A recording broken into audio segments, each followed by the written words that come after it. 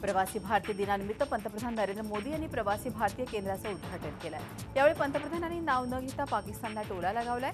भारताने जगभरात मानवतेचा संदेश दिलाय। तसंच भारत जमिनीचा भुकेला नसल्याचंही त्यांनी स्पष्ट केलं। पाकिस्तानवर भारताने केलेल्या सर्जिकल अटॅकनंतर आता खुद्द पीओकेमधूनच पाकिस्तानवर टीकेचा भडीमार सुरू झालाय।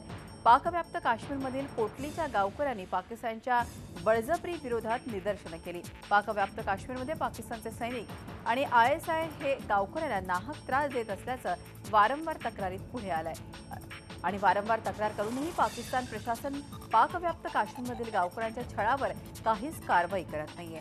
गावकऱ्यांनी आज एकत्र येत पाक सरकारविरुद्ध घोषणाबाजी करत निदर्शनं केली।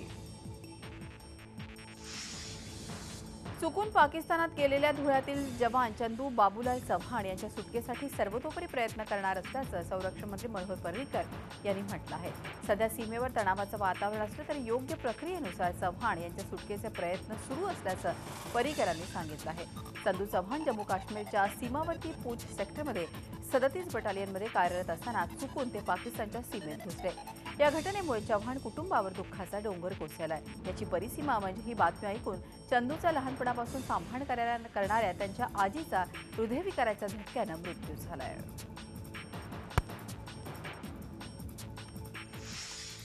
पाकिस्तानचे जैश ए मोहम्मदचा प्रमुख मसूद अझहरला संयुक्त राष्ट्रामध्ये दहशतवादी घोषित करण्याच्या भारताच्या प्रयत्नांना पुन्हा एकदा चीनमुळे धक्का बसलाय।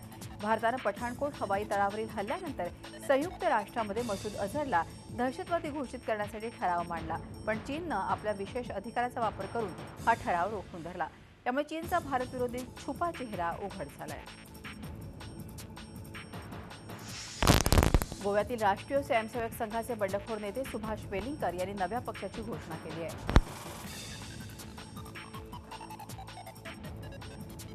गोवा सुरक्षा मंच या नव्या राजकीय पक्षाची वेलिंगकर यांनी स्थापना केली आहे। गोव्यात पत्रकार परिषद घेऊन वेलिंगकरांनी आपल्या नव्या पक्षाची घोषणा केली आहे। आगामी गोवा निवडणुका वेलिंगकर पूर्ण ताकदीनिशी लढवणार असून त्यांनी भाजप सरकारला सत्तेतून खाली खेचण्याचं आव्हान दिलंय।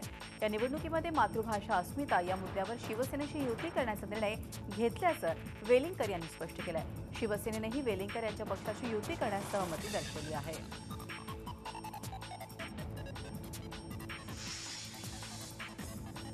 पावसानं सर्वदूर धुमाकूळ घातला आहे। उस्मानाबादमध्ये सारोळा, दारफळ, दाऊदपूर, राजुरी, सांगवी आणि कामेगाव परिसरात सर्वच नदी नाले दुथडी भरून वाहू लागले आहेत। नद्यांचं पाणी अनेक शिवारात घुसलंय, त्यामुळे नदीकाठच्या गावांना सतर्कतेचा इशारा देण्यात आलाय। शेतीचंही मोठं नुकसान झालंय।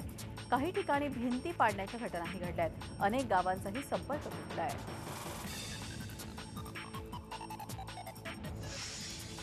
बीड जिल्ह्यात मागील 2 दिवसांपासून होत असलेल्या पावसानं अक्षरशः धुमाकूळ घातलाय। अनेक ग्रामीण भागातील नदी नाल्यांच्या पाण्यात वाढ होते।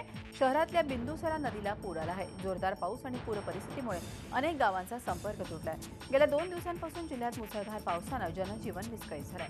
अनेक गावातील तलाव फुटून पाणी गावात शिरलंय। पुराच्या पाण्यात जनावरं सुद्धा वाहून गेलेत। या पावसाचा सर्वाधिक फटका शेतीला बसलाय। बिंदुसरा नदीला पूर आल्यानं आंबेडकर चौक, मोमीनपुरा, भालदरापूर, बाबा चौक, मौंढा, बालाजी मंदिर या भागात तसंच नदीकाठच्या घरात पाणी शिरलंय। जुन्या बीडमधील लोक घरात अडकल्यानं त्यांना सुरक्षित स्थळी हलवण्याचे प्रयत्न सुरू आहेत। पाटोदा तालुक्यात 100 मिलीमीटरहून अधिक पावसाची नोंद झाली आहे। जिल्ह्यात वार्षिक सरासरीच्या तुलनेत 119.17% पावसाची नोंद झाली आहे। शनिवारी जोरदार तडाखा दिल्यानंतर नांदेडमध्ये आता पावसानं विश्रांती घेतली आहे। शनिवारच्या पावसामुळे पुन्हा एकदा नदी नाल्यांना पूर आला होता। लिंबोटी प्रकल्प ओव्हरफ्लो झाल्यानं प्रकल्पाचे 14 दरवाजे उघडण्यात आले। अचानक 14 दरवाजे उघडण्यात आल्यानं पुराच्या पाण्यात 23 जण अडकले होते। रात्री पूर ओसरल्यानंतर सर्वांची सुटका करण्यात आली। देगलूर तालुक्यातील लेंडी नदीला पूर आल्यानं धोक्याची पातळी ओलांडली आहे। पुलावरून लेंडी नदीचं पाणी वाहत असल्यानं देगलूर नरसी मार्गावरील वाहतूक आता दुपारपर्यंत बंद होती। जिल्ह्यातील सर्वच नदी नाल्यांना पूर आला आहे। पावसानं विश्रांती घेतल्यानं पूर परिस्थिती निवळली आहे।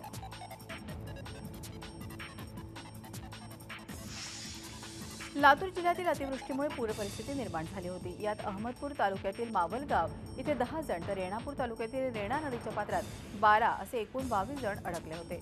मात्र एनडीआरएफच्या पथकाने या सर्वांची पहाटे 3च्या सुमारास सुखरूप सुटका केली। जळगाव एकाच गावातील 10 जणांचा यात समावेश होता। गेल्या 2 दिवसांपासून लातूरमध्ये मुसळधार पाऊस सुरू आहे। लातूरमध्ये सुरू असलेल्या जोरदार पावसामुळे अनेक प्रकल्प भरून वाहू लागले आहेत। मात्र या पावसामुळे शेती पिकांचं मोठं नुकसान झालं आहे। कोकण गोव्याच्या काही भागात येत्या 48 तासात अतिवृष्टीचा इशारा हवामान खात्याने दिला आहे, तर मध्य महाराष्ट्रातही अतिवृष्टीचा इशारा देण्यात आला आहे। तर येत्या 24 तासात मराठवाड्यात मुसळधार पाऊस बरसेल असा इशारा हवामान खात्याने दिला आहे। मुंबईतही पावसाची संततधार सुरूच आहे। कोपर्डीसारख्या घटना टाळण्यासाठी अवैध दारूचे धंदे बंद केले पाहिजेत असं मुख्यमंत्री देवेंद्र फडणवीस यांनी म्हटलं आहे। राज्यात अवैध मद्य निर्मिती आणि विक्रीची माहिती मिळावी यासाठी राज्य उत्पादन शुल्क विभागाकडून व्हॉट्सअॅप नंबर सुरू करण्यात आला आहे। त्याचे उद्घाटन प्रसंगी मुख्यमंत्री देवेंद्र फडणवीस बोलत होते।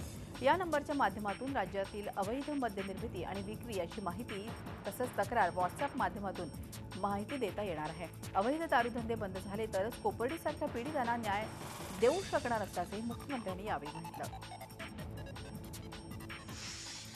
दैनिक सामनातील वादग्रस्त व्यंगचित्राप्रकरणी शिवसेना पक्षप्रमुख उद्धव ठाकरे यांच्या पाठोपाठ आता सामनाचे कार्यकारी संपादक आणि शिवसेना खासदार संजय राऊत यांनीही दिलगिरी व्यक्त केली आहे।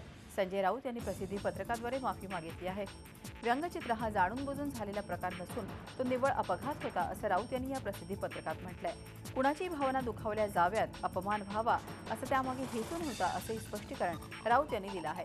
सामनातील व्यंगचित्रावरून मराठा समाज आणि खास करून माता भगिनींचा अपमान झाला असेल तर दिलगिरी व्यक्त करून वादावर पडदा टाकत आहे अशा शब्दात राऊत यांनी आपला माफीनामा सादर केला आहे।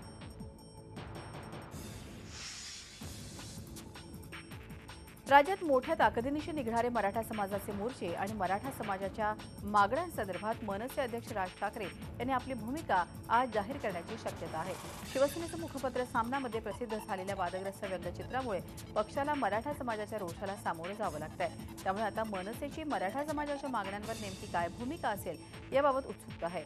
राज ठाकरे सायंकाळी ठाण्यातील गडकरी रंगायत नाट्यगृहात पदाधिकारी कार्यकर्त्यांना मार्गदर्शन करणार आहेत। देशाची आर्थिक राजधानी असलेली मायानगरी मुंबईतील सीसीटीव्ही यंत्रणेचं उद्घाटन मुख्यमंत्री देवेंद्र फडणवीस यांनी केलं आहे। यामुळे संपूर्ण मुंबई शहर आणि उपनगर सीसीटीव्हीच्या कक्षेत येणार आहे। यासाठी तब्बल 6000 सीसीटीव्हीचं जाळंच मुंबईभर उभारण्यात आलंय। 26 नोव्हेंबर 2008ला मुंबईवर दहशतवादी हल्ला झाला। त्यानंतर मुंबईच्या सुरक्षेसाठी उपाय सुचवण्याकरता नेमलेल्या रामप्रधान समितीनं काही सूचना केल्या होत्या। शहराला सीसीटीव्हीचं सुरक्षा कवच असावं ही त्यापैकीच एक महत्त्वाची सूचना होती। हल्ल्यानंतर सुमारे 8 वर्षांनी का होईना पण अखेर ही यंत्रणा कार्यान्वित झाली आहे। गेल्या सरकारला जे 5 वर्षात जमलं नाही ते 1.5 वर्षात करून दाखवल्याचं यावेळी मुख्यमंत्री फडणवीस यांनी म्हटलं आहे। तसंच मुंबईत 1200 वायफाय हॉटस्पॉट लवकरच उभारणार असल्याचं त्यांनी सांगितलं। शिवाय 500 हॉटस्पॉट नोव्हेंबर अखेरपर्यंत आणि 1 मे पर्यंत मुंबई हॉटस्पॉटनं कव्हर करणार असल्याचंही त्यांनी सांगितलं आहे।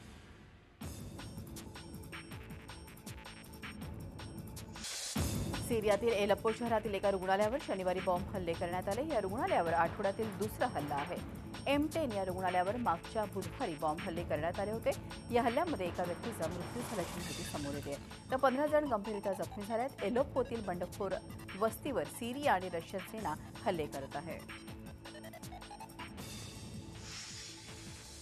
अमेरिकेतील राष्ट्रपतीपदाचे उमेदवार डोनाल्ड ट्रम्प यांनी आता बिल क्लिंटन सेक्स स्कॅन्डल प्रकरण निवडणूक प्रचारात आणण्याचा इशारा दिला आहे। न्यूयॉर्क टाइम्सला दिलेल्या मुलाखतीत त्यांनी ही माहिती दिली। या प्रकरणामुळे हिलरी क्लिंटन यांची महिला मत बल्गेरियाच्या संसदेनं सार्वजनिक ठिकाणी बुरखा बंदीचा कायदा पारित केला आहे। युरोपमध्ये वाढत्या अतिरेकी कारवायांवर प्रतिबंध घालण्यासाठी हे महत्त्वपूर्ण पाऊल उचललं गेलं आहे। यापूर्वी फ्रान्स, नेदरलँड आणि बेल्जियमनं हा कायदा लागू केला आहे। कॅलिफोर्निया पोलिसांनी 27 सप्टेंबरचा व्हिडिओ जारी केला आहे। या दिवशी पोलिसांनी युगांडाचा शरणार्थी अल्फ्रेड ओलांगोला गोळी मारली होती। पोलिसांच्या कारवाईच्या निषेधार्थ कॅलिफोर्नियामध्ये ठिकठिकाणी प्रदर्शनं करण्यात येत आहेत। जॉर्जिया दौऱ्यावर असलेल्या पोप फ्रान्सिस यांनी आजारी आणि ज्येष्ठ नागरिकांना मदत करणाऱ्या लोकांची भेट घेतली। तसंच तिब्लिसीतील चॅरिटी सेंटरचाही दौरा केला। पोप फ्रान्सिस अझरबैजानसाठी रवाना झाले आहेत। मेक्सिकोतील कालेम ज्वालामुखीत झालेल्या उद्रेकानंतर संपूर्ण परिसरात धूर आणि राखेचं साम्राज्य पसरलंय। ज्वालामुखीमध्ये नवीन लाव्हा तयार झाल्यानं ही परिस्थिती उद्भवल्याचं जाणकारांनी म्हटलेलं आहे। या परिस्थितीमध्ये आसपासच्या नागरिकांना सतर्कतेचा इशारा देण्यात आलाय, तसंच त्यांना सुरक्षित स्थळी हलवण्यात आलंय। पूर्व चीनच्या जहेजियांग भागात झालेल्या भूस्खलनात अडकलेल्या लोकांना वाचवण्याचं काम मोठ्या प्रमाणात सुरू आहे। या बचाव कार्यात जवळपास 4000 कर्मचारी तैनात आहेत। आतापर्यंत या दुर्घटनेत 7 जणांचा मृत्यू झाला आहे। फ्रान्सची लढाऊ विमानं इराक आणि सिरियातील आयसिसच्या ठिकाणांवर हल्ला करण्यासाठी सज्ज झाली आहेत। या तयारीची माहिती फ्रान्सचे राष्ट्रपती फ्रान्सवा ओलांद यांनी जुलै महिन्यात दिली होती। फ्रान्सची लढाऊ विमानं अमेरिकेच्या ग्रुपसह आयसिसच्या ठिकाणांवर हल्ला करणार आहेत। झी 24 तास रहा एक पाऊल पुढे।